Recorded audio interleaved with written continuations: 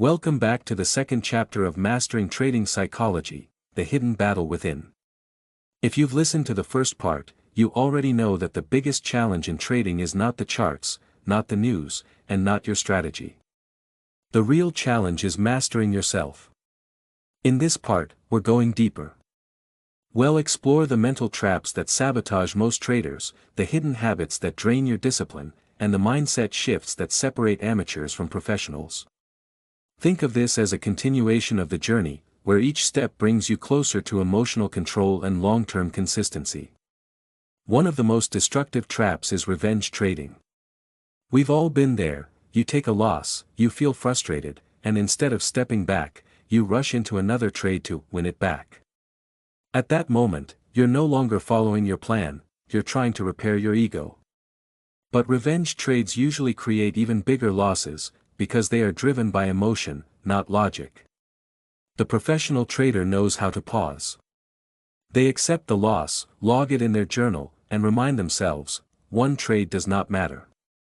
The series matters. Another common trap is overtrading.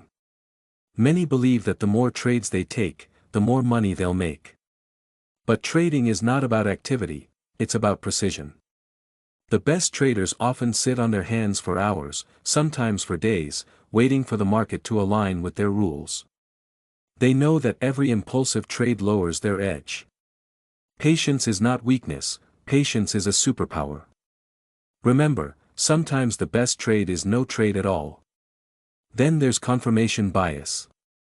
This is when you enter a trade and suddenly your brain filters reality. Every chart pattern, every news headline, every candle seems to support your idea. You ignore evidence against you, because you desperately want to be right. But the market doesn't care about your opinion. The professional trader learns to ask, what evidence would prove me wrong? That single question forces you to stay objective. And of course, there is self-doubt. It creeps in quietly. You hesitate, you second-guess, and while you're stuck in hesitation, the opportunity is gone. Self-doubt makes you forget the hours of practice and preparation you've already done. The antidote is trust, trust in your process, trust in your rules, and trust in your ability to execute. All of these traps, revenge trading, overtrading, bias, and doubt, have one thing in common: they pull you away from discipline. And discipline is everything. Without it, no system will save you. With it, even a simple strategy can bring consistent results. So how do you build that discipline? By routines. Before the trading session, prepare your levels, review your plan, and decide on your maximum risk. During the session, focus only on high-quality setups that fit your criteria. After the session, log every trade, win or lose, and reflect on your emotions. This routine protects you. It creates a buffer between your impulses and your actions. Another key is journaling, not just your trades, but your thoughts. Write down how you felt before entering. Were you calm? Were you anxious? Did you feel pressure to recover losses? Over time, patterns will emerge.